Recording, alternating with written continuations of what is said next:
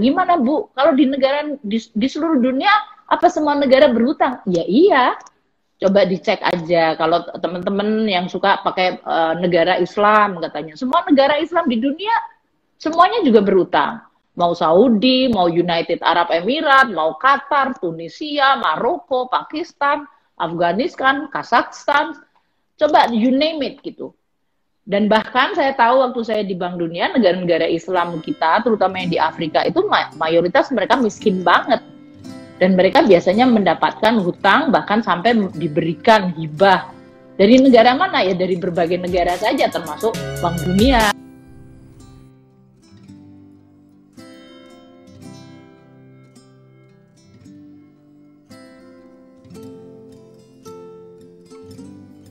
Video kali ini saya beri judul mudahnya penggelembung kekayaan.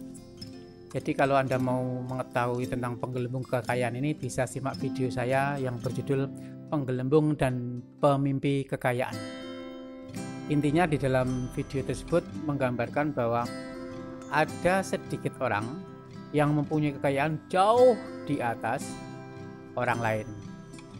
Atau kalau angkanya sekitar 1%, orang Indonesia menguasai hampir 50% kekayaan Indonesia. Artinya 1% ini sebetulnya punya kekuatan untuk penggelembung kekayaan. Mari kita simak penjelasannya yang lebih luas lagi. Terjadinya rentang ekonomi yang terlalu tinggi disebabkan oleh mudahnya melakukan modus penggelembungan kekayaan. Setelah kekayaan menggelembung, maka gelontorkan kepada yang membutuhkan dengan skema pinjaman. Skema pinjaman boleh pakai jaminan ataupun investasikan ke dalam bisnis dengan skema oligopoli atau bahkan monopoli dengan ROE yang jauh di atas bunga. Jadi misalnya Anda melakukan studi kelayakan usaha, Anda merencanakan suatu rancangan rugi laba usaha, rancangan pendapatan usaha asalkan jauh di atas suku bunga bank, maka Anda layak mendapatkan investasi dari penggelembung kekayaan tersebut. Poin-poinnya adalah masyarakat hampir semuanya menabung atau mempergunakan bank sebagai jalan atau pendistribusian uangnya. Jadi uang ini sudah di tangan masyarakat, kemudian akan melewati jalan yang berupa perbankan. Uang menumpuk di bank. Perbankan, karena ada uang menumpuk, dia ada beban bunga kan nanti, maka dia harus menyalurkan uangnya kepada pengusaha dalam bentuk hutang supaya dia mendapatkan laba. Ini kan perbankan mau nggak mau, suka nggak suka, skemanya harus memberi hutang kepada pengusaha. Skema hutang ini merupakan provokasi dari sistem ekonomi kapitalis. Jadi sistem ekonomi kapitalis itu memang rohnya adalah memberi hutang. Artinya struktur sistem ekonomi ini memang pasti memunculkan hutang. Pengusaha harus berhutang, bahkan negara juga harus hutang. Lihat video pernyataan Sri Mulyani, hampir semua negara di dunia ini berhutang, termasuk negara-negara Islam. Kalau ada komunitas yang tidak mau hutang, maka justru hutang ini akan diambil oleh komunitas yang lain. Jadinya komunitas inilah yang leluasa, komunitas lain tadi loh yang tidak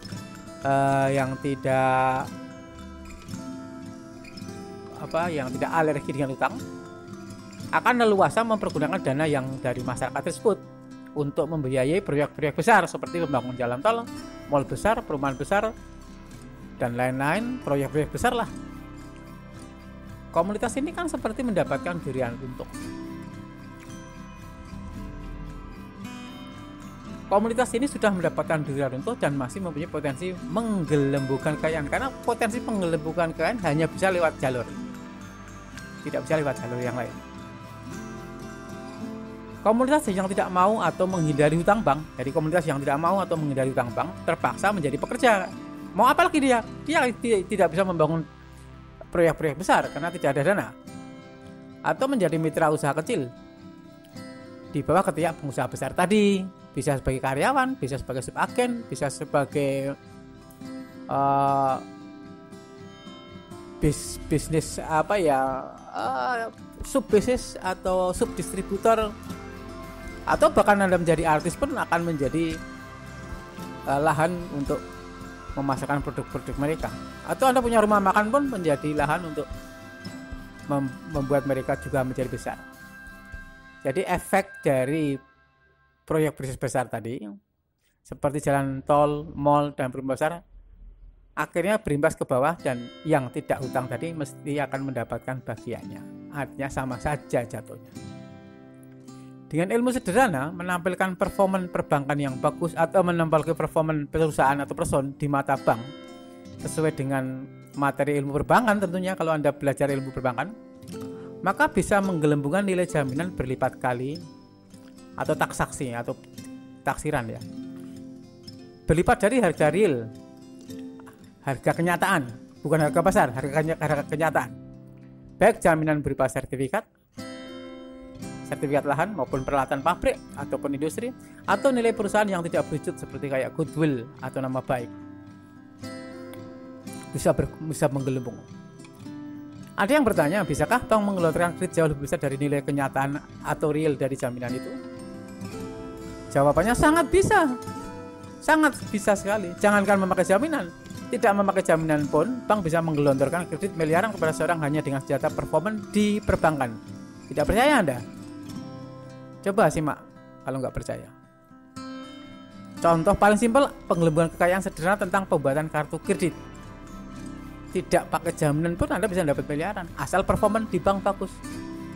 Ikuti video saya tentang beternak kartu kredit. Satu kartu kredit bisa menjadi puluhan bahkan ratusan kartu kredit yang bermiliaran. Lihat itu contoh penggelembungan kekayaan yang paling sederhana. Hanya nanti Anda harus memahami pemakaian kartu kredit itu untuk apa. Kalau Anda sebagai penggelembung kekayaan tidak sembarangan memakai kartu kredit ini. Atau lihat membeli properti tanpa modal, ini juga penggelembungan sertifikat yang berupa kertas. Setelah mendapatkan dana dari penggelembungan kekayaan, maka salurkan dana tersebut dalam bentuk utang baru. Jadi kalau Anda sudah mendapatkan penggelembungan kekayaan, yang simpel tadi kartu kredit, tapi kalau yang pengusaha-pengusaha besar bukan kartu kredit, ada metode-metode lain.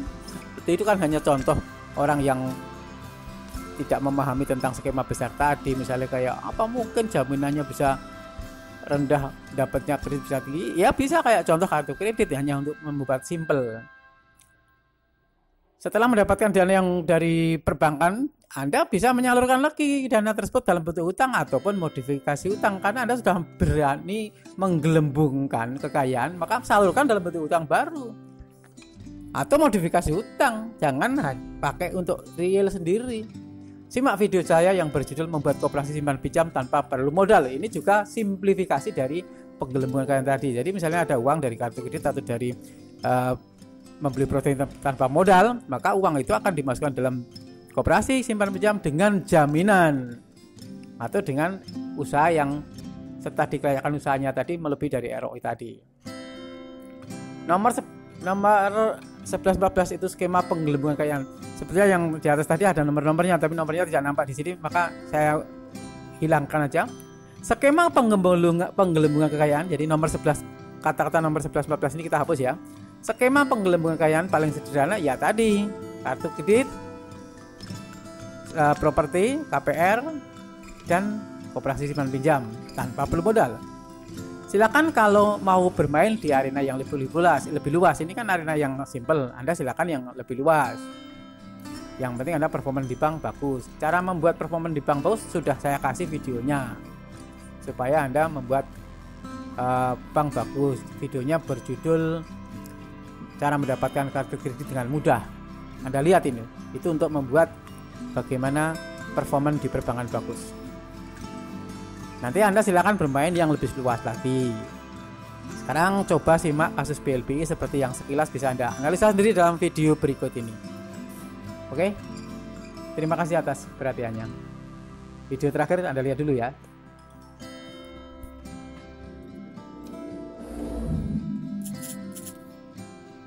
Ini ya karena pernah nyidik kasus BLBI Pak, pertama di Indonesia, Kami tahu bagaimana modus yang dilakukan, bagaimana permainan oleh oknum BPPN, bagaimana satu aset dibayarkan ke BPPN dengan nilai taksasi ditinggikan. Tetapi setelah sampai di BPPN, bagaimana ketika penjualan dibeli oleh pemilik awal dengan mengatasnamakan perusahaan lain, nilai taksasinya ditekan habis. Ini masalah.